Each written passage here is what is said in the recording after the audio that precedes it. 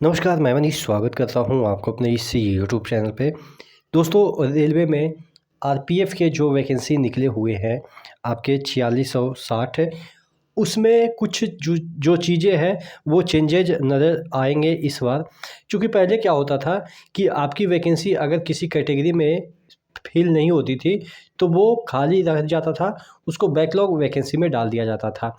लेकिन इस बार क्या हुआ है कि आपकी वैकेंसी अगर खाली किसी भी कैटेगरी में रहती है तो उसको अन्य कैटेगरी से फिल अप कर दिया जाएगा। जैसे यहाँ पे जो पेपर में चीज़ें शामिल है उसके बारे में हम चर्चा कर रहे हैं। चैनल पे नए हैं तो सब्सक्राइब जरूर कर लीजिएगा। देखिए, ये आपके दैनिक भास्कर में छपा हुआ है। आरपीएफ भर्ती 4660 पर भूतपूर्व सैनिक और महिला अभ्यर्थी नहीं मिलने पर पुरुषों को मिलेगा मौका। यानी कि अगर भूतपूर्व सैनिक के जो सीट है, यानी कि एक्स सर्विसमैन के जो सीट है उसके, या महिला अभ्यर्थी के जो सीट है वो अगर फुलफिल नहीं होते हैं तो वो वाला जो सीट है वो कैटेगरी वाइज जो है वो किसको दे दिया जाएगा, आपके जो पुरुष अभ्यर्थी है, और उसको कैटेगरी वाइज डिस्ट्रीब्यूट कर दिया जाएगा।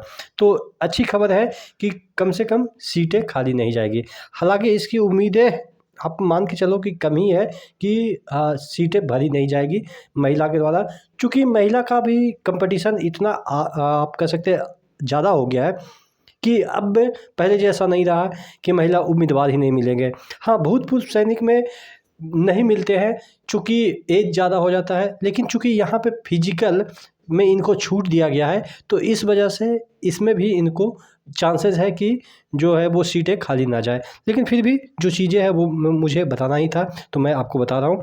देखिए, इसमें लिखा है रेलवे प्रोटेक्शन फोर्स आरपीएफ में एसआई कांस्टेबल भर्ती परीक्षा 2024 में यदि पूर्व सैनिक और महिला अभ्यर्थी नहीं मिले तो रेलवे भर्ती बोर्ड संबंधित श्रेणी के पुरुषों से रिक्त पदों को भरेगा। सपोज अगर जनरल कैंडिडेट नहीं मिले भूतपूर्व सैनिक तो जनरल से ही भरा जाएगा।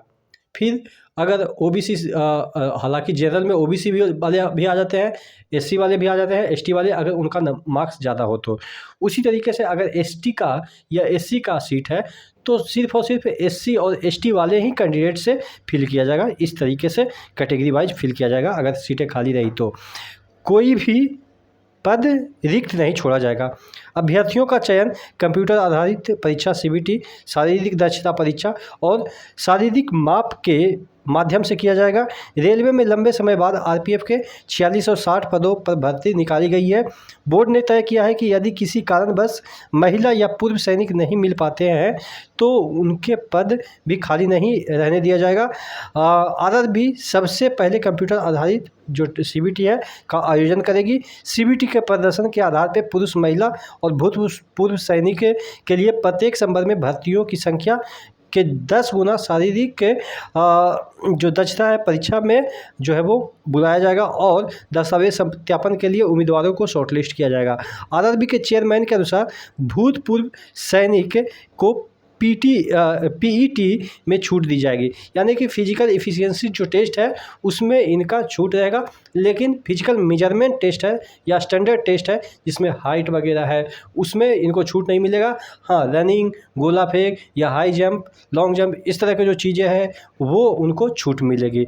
तो आप क्या समझते हैं इसके बारे में ज़रूर राय दीजिएगा, नीचे कमेंट बॉक्स में कमेंट करके बताइएगा। नेक्स्ट वीडियो मिलते हैं, तब तक के लिए जय हिंद।